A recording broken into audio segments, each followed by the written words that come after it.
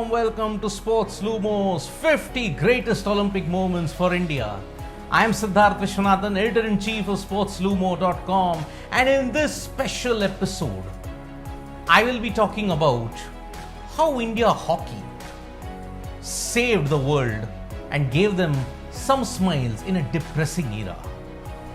And to think they were not even going to make it in the first place. In this episode, I am going to focus upon the brilliance of the 1932 India hockey team that traveled to Los Angeles for the Olympics. But did you know that the India hockey team almost did not make it? They had to fight the upheaval that was going back at home and also in the world. Yet they traveled and they dazzled the world in such a way that it is still spoken of in high regards even today, 89 years later. To put into context what the 1932 Los Angeles Olympics was, it was 3 years after the Great Depression. The Great Depression devastated world economies the world over. India was not let out in this. They too were hammered during the Great Depression. So bad was the situation in India that the India Hockey Federation did not even have money to send the Olympic team to Los Angeles. The situation grew so desperate that at one point the India Hockey Federation considered that we cannot afford to send the team to the US. But through sheer will and determination, the India hockey team managed to help the nation at a very troubled time. The federation organized games in various cities in India. Through gate receipts and that money, they managed to get some funds, but it was still not enough. So what did the India Hockey Federation do? They approached governors, royal houses to fund the team, which they duly did.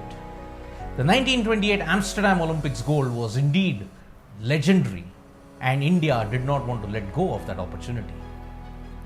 Thus, in this upheaval of the Great Depression, India hockey somehow managed to get the funds. But apart from the economy, there was also social upheaval at that point in time. A very distinct Indians versus Britishers class emerged. The situation did not improve in India when Mahatma Gandhi decided to undergo a fast unto death for the British government's decision to divide the electorate along caste lines. That situation kind of reflected in the selection of the India hockey team captain. Lal Singh Bukhari was nominated the captain in place of Eric Pennington. There was tremendous social upheaval. This was 7 years before Quit India. But already in 1932, with the flames of the electoral divide plus the death of Bhagat Singh, India was in a frenzy at that point in time. There was an elitist class and a non-elitist class as well. When the India hockey team went on a 42-day ship trip to San Francisco, their manager, Guru Dutt Sondhi, did not even interact with the tourists because the tourists were in a tourist cabin. Guru Dutt Sondhi did not even interact with the India hockey team. He was their manager. All that translated into an us versus them situation. The same privilege and elitism came even during the team's arrival in Los Angeles. When they came to the city, they were presented with a key. The golden key was given to Lal Singh Bukhari, the captain. But Guru Dutt Sondhi raised a big issue. He felt that since he was the manager and the de facto leader of the team, he should have gotten the key. Ego tussles aside, it was given a low profile. Even during a traditional ceremony, the India hockey team had to wear turbans. But one member of the British team objected. He refused to wear the turban. Arthur Hind was his name. The Indian management gave him a strict warning. He had to obey the rules or he was going to go back home. Thus, amidst all the upheaval, amidst all the controversies, the India hockey team set about to achieve glory in the 1932 Los Angeles Olympics. But folks, the effects of the depression were showing. Only 36 nations participated. And in hockey, the participation was even starker. Only 3 teams participated. Thus, all 3, even before they set foot on the hockey field, they were assured of a medal.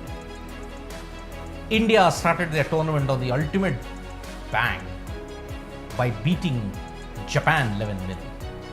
America, Japan and India were the only teams that were participating in the Olympics in hockey.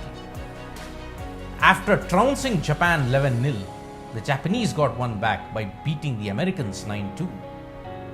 Now it was time for India versus the USA and that iconic scoreline. Roop Chand and Dhyan Chand, both of them in unison, tore the US team to shreds. Dhyan Chand scored 8 goals, his brother Roop 10 goals. The scoreline read 24-1. It remains the biggest defeat of a nation in the Olympics. The India hockey team scored a staggering 35 goals in 2 games and they conceded just 1. Thus, the gold medal was very much simple. America got the bronze, Japan got the silver, India got the gold. So thus, in this strange but glorious way, India hockey secured their ultimate triumph. The Los Angeles newspapers and the American newspapers could not stop gushing about the brilliance of the India hockey team. The color, the flair, the skill, everything was on display. And America fell in love with our hockey heroes. This was the beginning of a glorious chapter in India hockey. After this, they would wow one more nation and one more dictator. But after independence, they would chart a glorious path in Indian hockey. But 1932 would be remembered for the 24-1 drubbing of the USA and the gold medal, amidst so many difficulties. That is all for this episode of SportsLumo's 50 Greatest Olympic Moments, folks. I will be back with more such anecdotes in the coming episodes. In the upcoming episodes, I will focus upon the trailblazing career of one Indian wrestler.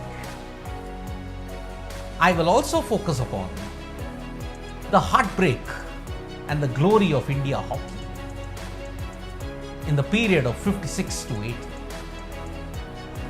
Press the subscribe button, tap the bell icon, like, comment and share, folks, to know all these special anecdotes in India's 93-year glorious representation in the Olympics. Until then, see you. Bye-bye. Stay safe.